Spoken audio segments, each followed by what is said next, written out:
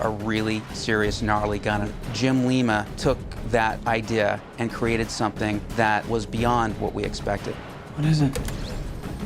Hope. It had to work, it had to be physically built, it had to physically come apart into a lot of small little pieces, and it also had to make sense in terms of its function. Is this nuclear? No, not really. There's these spinning magnets, and there's a reason for that. Is when the plasma turns red, it is injected into this magnetic environment that allows the plasma to form into a cylinder, a billet, and when it gets to the right temperature, then it is injected through this little sphincter that allows it to go into the firing chamber. At that point, you have a choice, either to fire one slug of it out, or you could fire it as a pulse.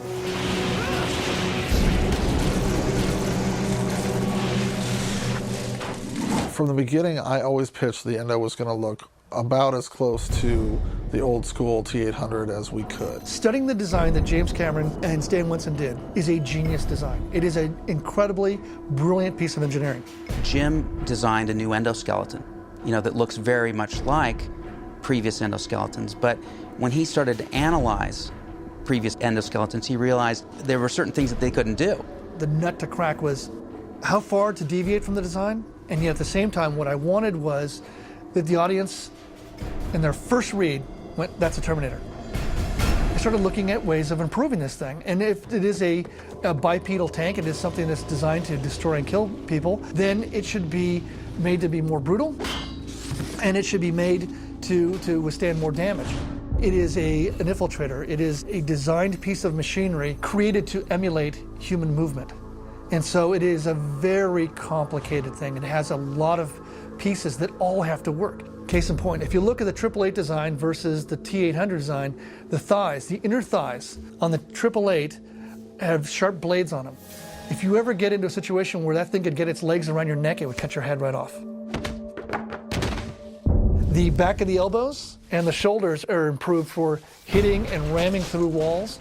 Also in the torso area, the trunk area, I put like a little beaver tail kind of protector over that area because you could mess up a Terminator by screwing up the vertebrae.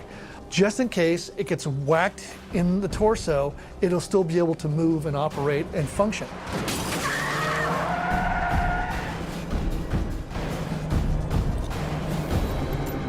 Please remain calm.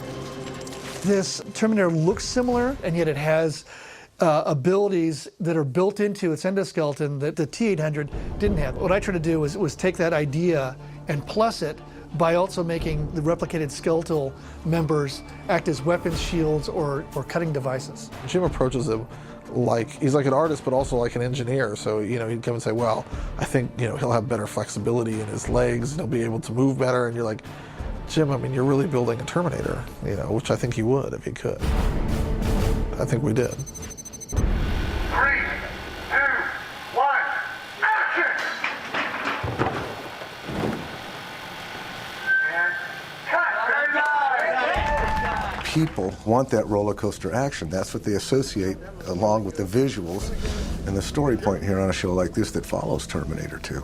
Joel Kramer brings an amazing amount of practical experience to any sequence that we're doing so that we can define what our stunts are going to be, practice them, and execute them very quickly.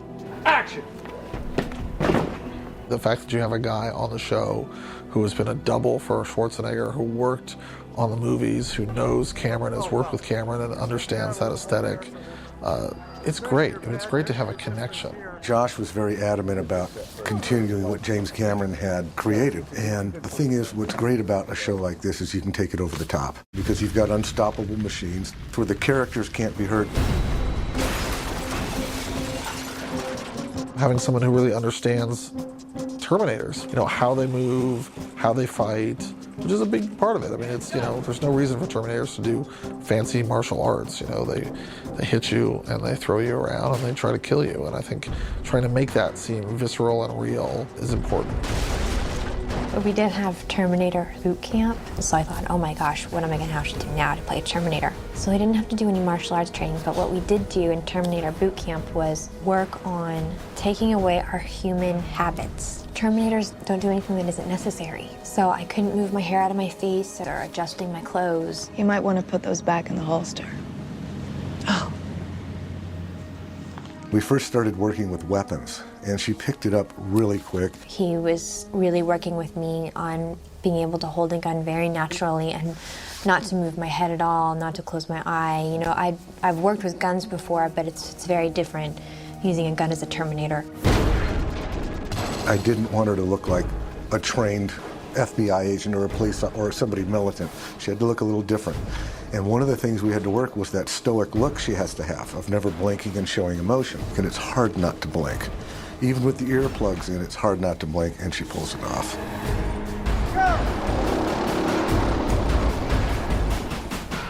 We have 8 days, basically, to get the episode in. It's like a mini featurette. Well, I'll go out and shoot 3 days of second unit of just pure action. Just need a little more at the bottom, Lane, that's it. That's easy to fix. It's like doing a feature but being timed, and there's a lot of action which takes 2 or 3 days when we have to do it in a day. It's exciting and it keeps momentum up. Joel will come up with some fantastic ideas, and he'll say, this is what I'm thinking of. I'll have to sit back for a minute because you're not going to find this out of a book. It's out of the box.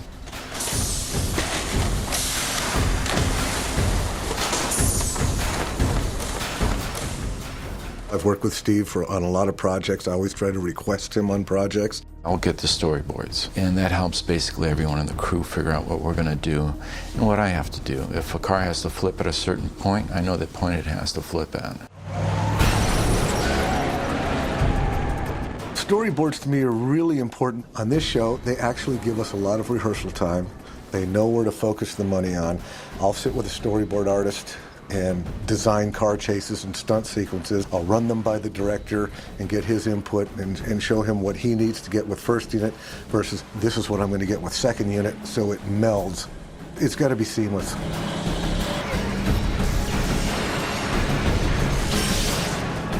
Well, challenges are monumental. I mean, you have so much money, you've got so much time, and you got to basically pull a rabbit out of the hat.